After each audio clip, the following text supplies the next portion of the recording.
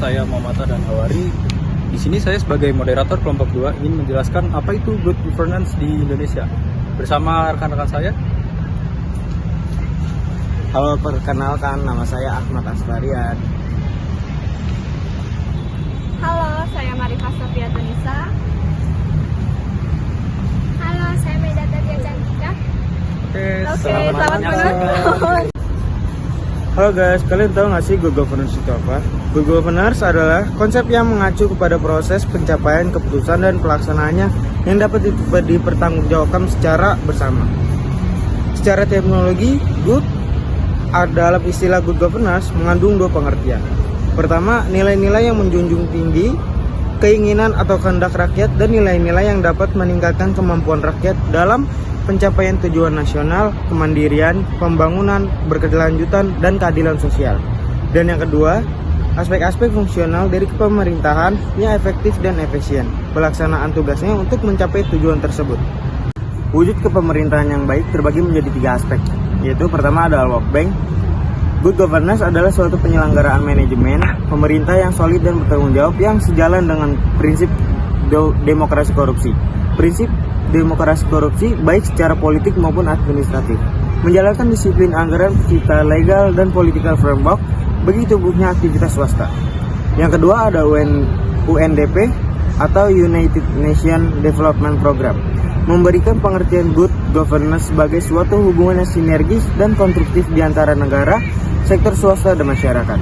Dan yang ketiga, itu ada dalam peraturan pemerintah nomor 101 tahun 2000. Kepemerintahan yang baik adalah kepemerintahan yang mengembangkan dan menerapkan prinsip-prinsip profesionalitas, akuntabilitas, transparansi, pelayanan prima, demokrasi, efisiensi, efektivitas, supremasi hukum, dan dapat diterima oleh seluruh masyarakat. Terima kasih. Pelaksanaan good governance.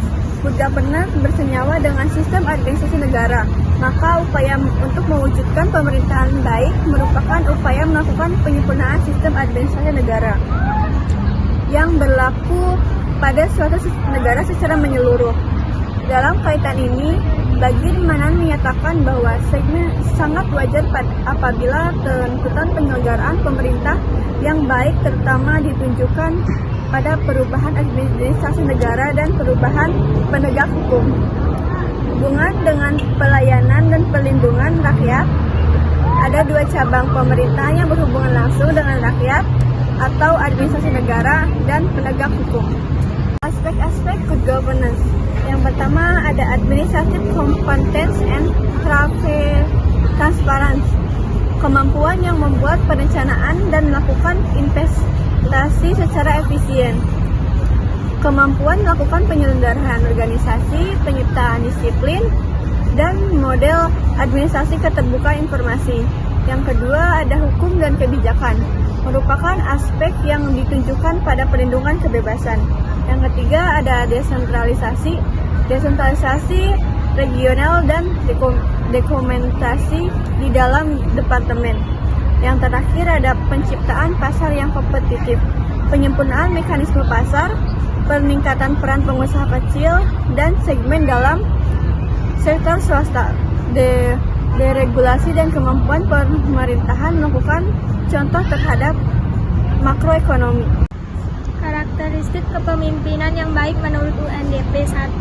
Partisipasi, keikutsertaan masyarakat dalam proses pembuatan keputusan, kebebasan berserikat dan berpendapat, serta kebebasan untuk berpartisipasi secara konstruktif. 2. Aturan hukum. Hukum harus adil tanpa pandang bulu, ditegakkan dan dipatuhi secara utuh, terutama aturan hukum tentang hak-hak manusia. 3. Transparan. Adanya kebebasan aliran informasi dalam berbagai proses kelembagaan sehingga mudah diakses oleh mereka yang membutuhkan. 4. Daya tanggap. Setiap institusi prosesnya harus diarahkan pada upaya untuk melayani berbagai pihak yang berkepentingan. 5. Berorientasi konsensus. Bertindak sebagai mediator bagi berbagai kepentingan yang berbeda untuk mencapai kesepakatan jika dimungkinkan. 128 dapat diberlakukan terhadap berbagai kebijakan dan prosedur yang akan ditetapkan pemerintahan. 6. Berkeadilan. Memberikan kesempatan yang sama baik terhadap laki-laki maupun perempuan dalam upaya meningkatkan dan memelihara kualitas hidupnya. 7. Efektivitas efisiensi. Segala proses dan kelembagaan diarahkan untuk menghasilkan sesuatu yang benar-benar sesuai dengan kebutuhan melalui pemanfaatan yang sebaik-baiknya berbagai sumber yang tersedia. 8. Akuntabilitas. Para pengambil keputusan, pemerintahan, swasta, dan masyarakat madani memiliki pertanggungjawaban kepada publik sesuai dengan keputusan baik internal maupun eksternal. 9. Bervariasi strategis. Para pemimpin dan masyarakat memiliki perspektif yang luas dan jangka panjang dalam penyelenggaraan pemerintahan dan pembangunan manusia dengan memahami aspek-aspek historis, kultural, dan kompleksitas sosial yang mendasari perspektif mereka. 10. Saling keterkaitan. Adanya saling memperkuat dan terkait mutually reinforcing dan tidak bisa berdiri sendiri. Prinsip-prinsip dalam good governance yaitu pertama, partisipatoris, yakni setiap pembuatan peraturan atau kebijakan selalu melibatkan unsur masyarakat melalui wakil-wakilnya. Yang kedua, rule of law atau penegak hukum, yakni harus ada seperangkat hukum yang menindak pelanggar, menjamin perlindungan hak asasi manusia, tidak memihak, berlaku pada semua warga. Dan yang ketiga, transparansi, yakni adanya ruang kebebasan untuk memperoleh informasi publik bagi warga yang membutuhkan, diatur oleh undang-undang. Ada ketegasan antara rahasia negara dengan informasi yang terbuka untuk publik. Yang keempat, responsiveness atau daya tanggap, yakni lembaga publik harus mampu merespon kebutuhan masyarakat, terutama yang berkaitan dengan basic needs, kebutuhan dasar, dan hak asasi manusia, hak sipil, hak politik, hak ekonomi, hak sosial, dan hak budaya. Yang kelima, konsensus, yakni jika ada perubahan kepentingan yang mendasar di dalam masyarakat, penyelesaian harus mengutamakan cara dialog atau musyawarah menjadi konsensus. Yang keenam, persamaan hak, yakni pemerintah harus menjamin bahwa semua pihak tanpa terkecuali dilibatkan di dalam proses politik tanpa ada satu pihak pun yang dikesampingkan. Yang ketujuh, efektivitas dan efisiensi, yakni pemerintah harus efektif dan efisien dalam memproduksi output berupa aturan, kebijakan, pengelolaan keuangan negara. Dan yang terakhir, akuntabilitas, yaitu suatu perwujudan kewajiban dari suatu instansi pemerintahan untuk mempertanggungjawabkan keberhasilan dan kegagalan pelaksanaan misinya. Implementasi akuntabilitas dilakukan melalui pendekatan strategis yang akan mengakomodasi perubahan-perubahan cepat yang terjadi pada organisasi dan secepatnya menyesuaikan diri dengan perubahan tersebut. Nah, selanjutnya yaitu contoh kasus good governance di Indonesia. Mengacu kepada kejadian yang tidak lama terjadi beberapa tahun yang lalu, yaitu kasus penganiayaan Mario Dandi terhadap David Ozora. Ini memicu amarah publik yang kemudian membongkar identitas hingga harta kekayaan ayah Mario Dandi itu sendiri, yaitu Rafael Alun Trisambodo, seorang aparatur sipil negara Direktorat Pajak Kementerian Keuangan. Ini merupakan awal dari pengutusan kekayaan tidak wajar yang dimiliki oleh Rafael Alun Trisambodo, hingga penelusuran terhadap korupsi, suap, dan tindak pidana pencucian uang.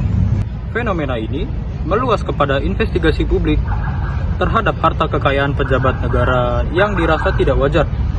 Gaya hidup pejabat publik yang bermewah-mewahan juga menjadi sorotan, hingga beberapa kasus seperti Bea Cukai Yogyakarta Eko Darmanto yang dicopot dari jabatannya, Komisi Pemberantasan Korupsi atau KPK Sri Mulyani, hingga Menteri Koordinator Politik, Hukum dan Keamanan Menko Polhukam Mahfud MD disibukkan dengan agenda penyelesaian masalah ini. Para pejabat publik berlomba mengamankan laporan harta kekayaan penyelenggara negara LHKPN hingga media sosial pribadi supaya tidak dipantau oleh publik.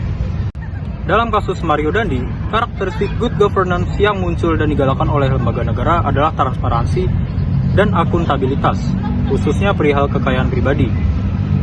Hal itu terbukti melalui penyelidikan dugaan penyelewengan anggaran negara senilai 300 triliun rupiah di Kementerian Keuangan serta banyaknya kritik terhadap gaya hidup mewah pejabat publik. Kementerian Keuangan seharusnya menjadi lembaga negara paling transparan dan akuntabel karena fungsinya yang berkutat di penyusunan dan pengelolaan keuangan negara. Namun, dampak positif dari fenomena ini adalah krusialnya peran publik dalam membongkar kasus Mario Dandi yang berefek domino kepada transparansi dan akuntabilitas lembaga negara. Peran publik di karakteristik good governance yaitu partisipasi. Partisipasi publik berperan penting dalam menyebarkan fakta-fakta berupa video penganiayaan, pembongkaran identitas dan kekayaan Rafael Alun Trisambodo, hingga memberi tekanan kepada pihak berwajib untuk mengusut kasus ini hingga tuntas.